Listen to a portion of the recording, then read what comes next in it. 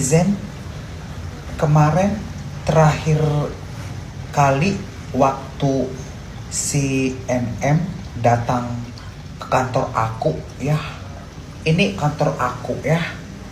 Aku itu mengusir dia. Jadi kalian jangan bilang-bilang bahwa dia yang keluar dari pertemanan aku. Akulah yang keluar dari pertemanan dia.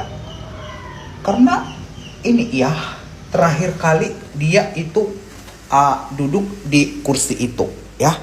Aku usir dia waktu dia ada bermasalah sama anaknya. Aku bilang, permasalahan kamu sama anak kamu, baru kamu nanti datang ke aku gitu. Jadi netizen jangan bilang-bilang kalau dia yang meninggalkan aku. Akulah yang meninggalkan dia. Pokoknya hidup aku sekarang namaste. Masyarakat yang bisa beli. Tapi itu kan serangan dari buzzer-buzzer mereka bahwa produk-produk kalian berdua itu tidak Ya, bagus. sebenarnya jangan sampai lupa pada pokok permasalahan bahwa di sini adalah tindak pengancaman dan pemerasan Iya, tindak pidana dugaan tidak dugaan. ada. Jadi Akan pokoknya- tetap membawa ke ranah hukum nggak terhadap bacotan-bacotan dari ya intinya gini, jadi intinya gini, mungkin jangan sampai kita sebagai masyarakat itu tergiring opini. Jadi gampang banget kalau misalnya Guys, penggemar Nikita Mirzani, kalian perlu untuk mencari tahu siapa sosok wartawan yang menuduh bahwa yang menyerang DRG adalah buzzer. Dan tadi ada pertanyaan dari wartawan dengan menggunakan kata kasar, BACOT. Seorang wartawan bertanya dengan menggunakan kata-kata kasar. Apakah pantas? Itu wartawan yang undang mereka sendiri. Penggiringan opini apa bro? Netizen sekarang pintar-pintar untuk menilai. Perlu kalian cari tahu siapa sosok wartawan yang menanyakan kepada pihak pelapor, katanya buzzer.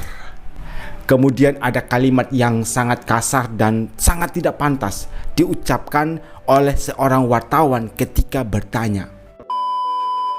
Memenuhi pemanggilan dari penyidik untuk memenuhi petunjuk dari jaksa. Berarti memenuhi panggilan dari penyidik untuk memenuhi petunjuk dari jaksa. Begitulah apa yang dikatakan pengacaranya Dr. Reza Gladys.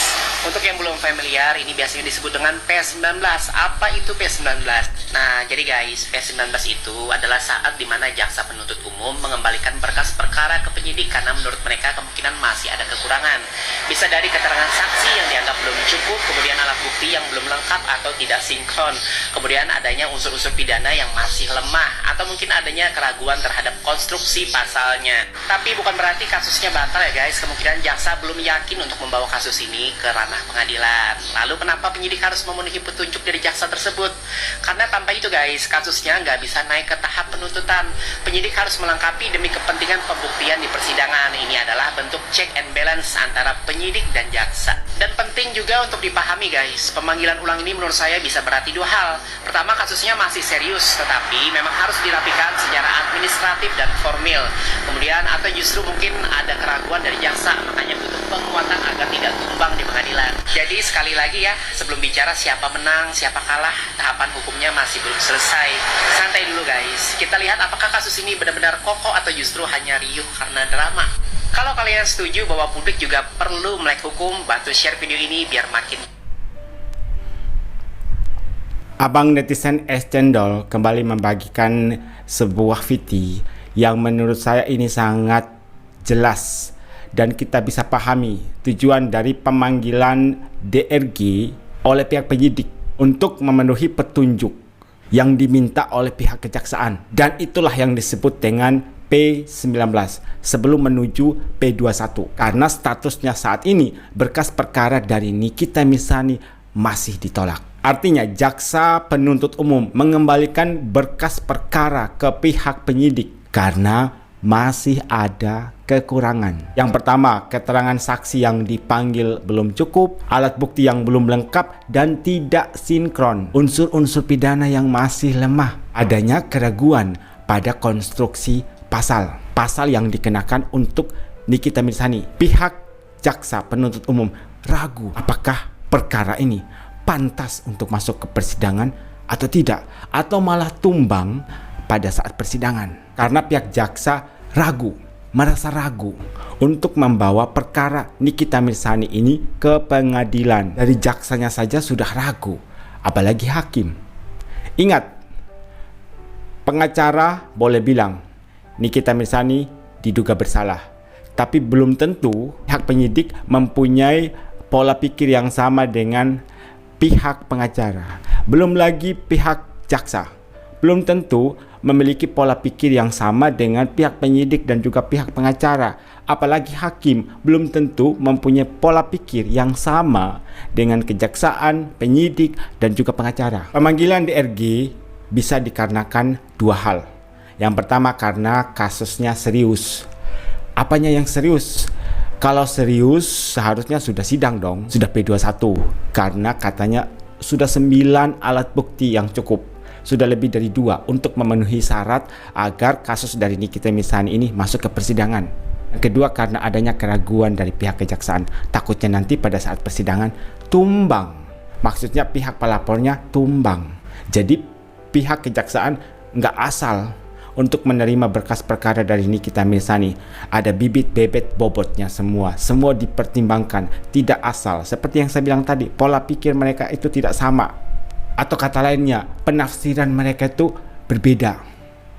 Pengacara boleh bilang, oh Nikita Mirzani pasti akan dipinjerong. Pihak penyidik belum tentu, pihak kejaksaan apalagi pihak hakim, kan beda penafsiran mereka, tidak sama. Makanya tadi abang netizen es cendol ini bertanya, apakah kasus ini benar-benar kokoh atau justru riuh karena drama? Seperti dipaksakan, Nikita Mirzani bersalah, tapi tidak semudah itu. Makanya jaksa penuntut umum masih minta bukti yang masih tidak cukup untuk menjadikan Nikita Mirzani tersangka dalam persidangan. Kita tunggu endingnya, siapa yang benar dan siapa yang salah. Feelingku nggak naik. Si PH boleh yakin, penyidik ragu-ragu, jaksa ragu pakai banget, hakim nggak pantas ini masuk ke persidangan. Semua bisa terjadi.